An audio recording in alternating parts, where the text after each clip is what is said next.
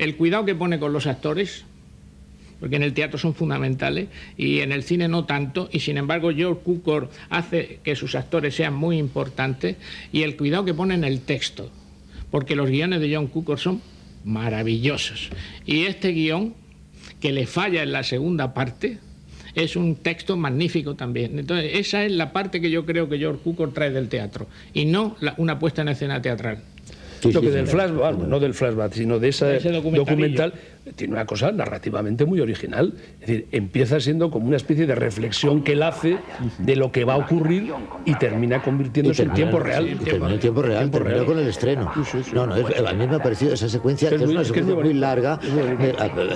Sobre todo resume muchísimas cosas. Prodigiosa. Y es curioso también, a ver si estáis de acuerdo, que en esa primera parte del guión, que evidentemente está muy bien, a mí quizás lo único que me sorprende un poco es la cantidad de antecedentes que va dando para justificar lo que va a ocurrir al final. A ti lo que te sorprende es que se cuentan demasiadas cosas. Se está adelantando demasiado lo que va a ocurrir. Sí. Hay una obsesión, hay un monólogo que cuenta él en el primer encuentro con el productor y el director, en que cuenta él sus miedos, la obsesión que tiene con ciertos personajes que le llegan a influir tantísimo, que le trastornan. Y lo dice el personaje, dice, es que vive tan intensamente que te está dando demasiados antecedentes de lo que va a ocurrir al final. Luego hay una escena preciosa, como son las dos escenas con Shelley Winters. Pues la primera del Café Venecia, esa es una maravilla. Pero vamos, la escena que está en su casa y le pregunta que cómo se llama, y él dice que no sabe cómo se llama, que no sabe quién es, que se llama fulano, se llama mengano.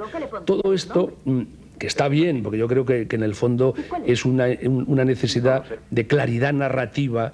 A mí me parece que en el fondo está dando demasiados antecedentes de lo que va a ocurrir al final. Quizás sea necesario. Yo creo que sí. Pero le evita un poco de sorpresa. Pero yo creo que quizás sea necesario porque los espectadores potenciales que Cukor pensara que iban a ver su película no están en las claves que tenemos nosotros. Tú conoces mucho a los actores. Tú conoces mucho a los actores. Quiero decir que los cuatro, bueno, yo lo soy, conocemos tanto a los actores que quizá no nos haga falta esa información.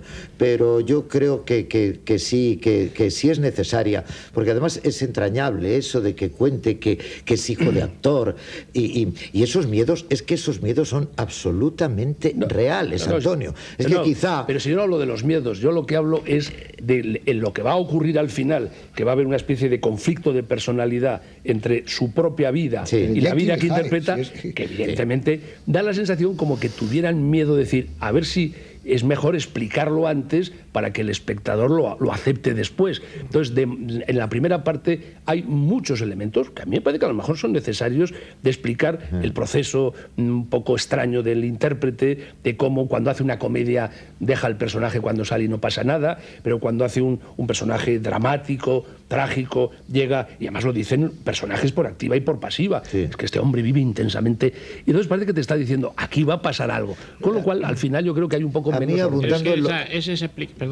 Es que ese tipo de explicaciones lo que hacen es previsible la segunda parte. Yo creo que eso ocurre en casi todo el cine pretendidamente psicológico que se hace en los años 40. Que hay que explicarlo mucho, claro.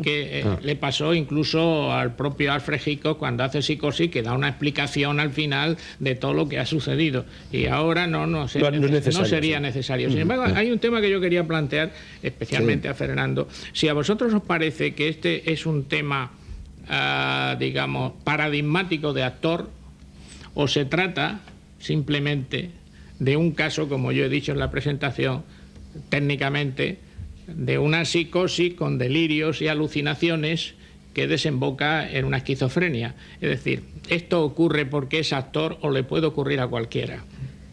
Bueno, eso es una pregunta compleja. Efectivamente, el caso de Doble Vida es un caso extremo, como lo fue, que antes hablabais de otros actores, como fue el de Johnny Weissmuller en su clínica dando el grito famoso de Tarzán, o el de Bela Lugosi durmiendo en el ataúd. Efectivamente, estos son casos absolutamente extremos.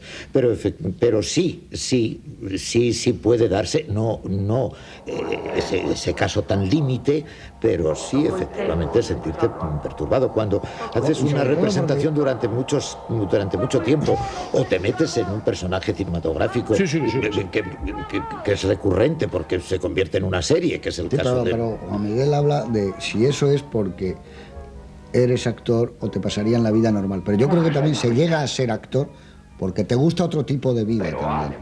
Porque te gusta vivir más vidas que la tuya. Yo creo que ese es uno de los nacimientos de la vocación de actor, ¿no? Porque lo que te apetece ser también Ricardo III. Te apetece ser un hombre tacaño o luego ser un hombre generoso.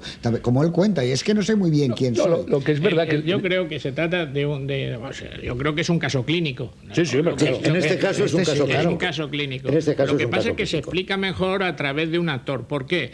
Porque a través de el actor es una persona que acostumbra a entrar y salir de otros personajes. Lo que le ocurre al protagonista de esta película es que no consigue salir del personaje. O sea, lo que vosotros hacéis, los actores, habitualmente, que es entrar y salir, buenas noches, adiós, hasta mañana, a él le falla ese mecanismo, le cruzan los cables. Pero yo creo que un gran porcentaje de mujeres y de hombres que se dedican a la interpretación, no llegados al extremo de lo de Ronald Colman aquí, no desenganchan inmediatamente. Es decir, que tú estás haciendo un personaje, de alguna manera te influye un poco en tu vida cotidiana. Pero si es que estás haciendo. Si es que yo creo y sales y tomas una copa, pero estás pensando un poco. A mí me parece que la película cuenta un tema límite, que efectivamente es un caso patológico y clínico. Pero no quiere decir que no sea habitual en el mundo de la actuación el que hay unos ciertos trastornos de personalidad, sí los hay, que no llegan a un caso como en este, que es el exceso. Pero yo creo que todos los actores pueden tener algún problema de desdoblamiento de personalidad que en algunos momentos les afecta en su vida, incluso naturalmente. Estamos ya entrando en terrenos que se salen quizá del tema de la charla que estamos teniendo, pero indudablemente si el actor trabaja de una manera naturalista, simplemente es... Por ejemplo, en ese aspecto el método ha sido absolutamente perverso y nocivo.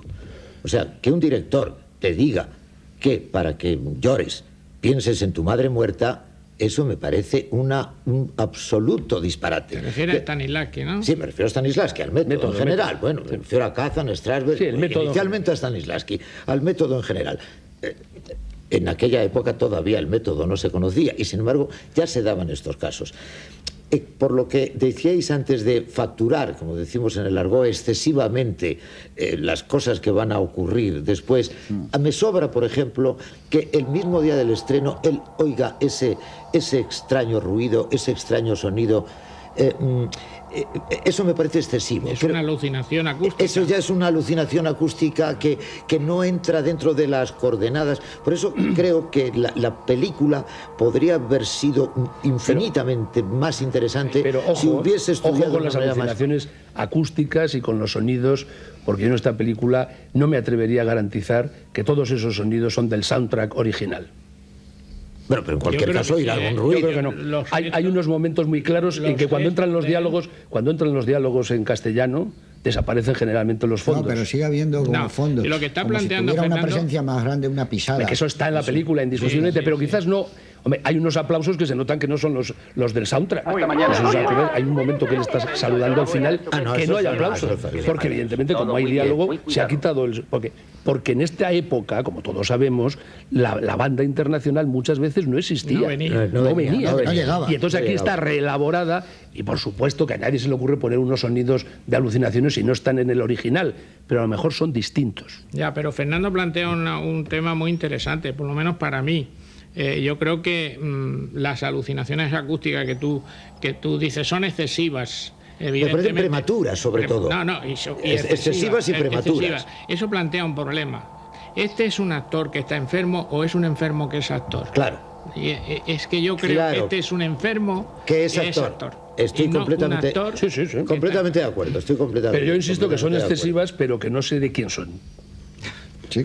Hombre, pero es que yo estoy yo estoy harto de ver películas de esta época, que las veo dobladas al castellano, y luego veo la versión original en que hasta la música es distinta. Sí. Imagínate lo que son unos aplausos, o unos ruidos, o un tren que pasa. A saber lo que han podido hacer así.